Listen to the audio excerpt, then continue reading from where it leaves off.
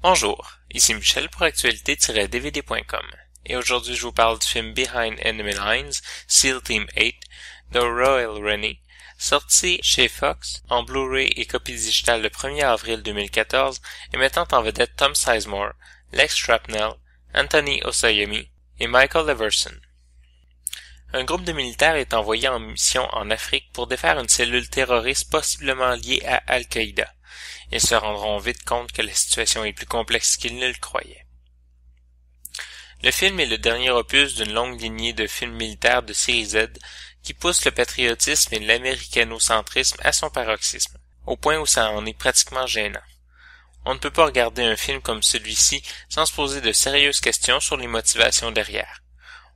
Pour y aller rapidement sur les détails, le scénario est simplement nul, les acteurs jouent trop, les personnages sont horriblement cousus de fil blanc et le portrait que l'on fait du monde est digne d'une caricature. Le film est intéressant sur 2 points. Premièrement, il s'inscrit parfaitement dans sa contemporanéité en intégrant une quantité non négligeable d'effets visuels rappelant les jeux vidéo.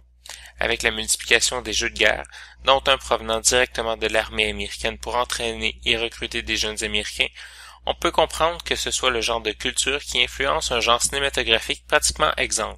Ici, je ne parle pas nécessairement du film de guerre, mais du film militaire patriotique, la distinction s'impose. Les effets sont intégrés artificiellement, sans réelle cohérence avec le reste, le but étant clairement de mettre à l'écran des images qui allaient rappeler aux jeunes joueurs des moments de leur jeu de guerre favori, sans réellement se soucier de ce que cela pourrait apporter au film. Bref, on essaie de faire un beau petit produit style fast-food en le bourrant de tout ce qui se vend le mieux dernièrement. L'autre élément intéressant, mais celui-ci de qualité, est la photographie de certains moments plus contemplatifs du film. En regardant de plus près, on remarque que Royal Rennie, réalisateur du film, est aussi directeur de la photographie. Le talent de Rennie pour capturer des moments de paysage fait réfléchir sur la place de celui qui est supposé être l'artiste derrière le film. SEAL Team 8 n'est pas un film d'auteur, ça on le sait, mais se doit-il d'être une commande aussi serrée qu'elle serait une publicité? Les moments où l'on voit que le réalisateur s'exprime jurent complètement avec le reste du film. Ces moments ne sont peut-être pas du grand art, mais ce sont des images de belle qualité au milieu d'un film extrêmement médiocre. Le film est présenté en format d'image 1.78 en anglais DTS HD Master Audio 5.1 avec les sous-titres en anglais, espagnol et français. Dans les suppléments, on retrouve des commentaires du réalisateur, le making-of du film, un document sur la scène de fusillade dans la ville et un document sur les conditions de tournage du film. En conclusion, je dirais que SEAL Team 8 Behind Enemy Lines est tout ce qu'on en dit dans les suppléments du Blu-ray.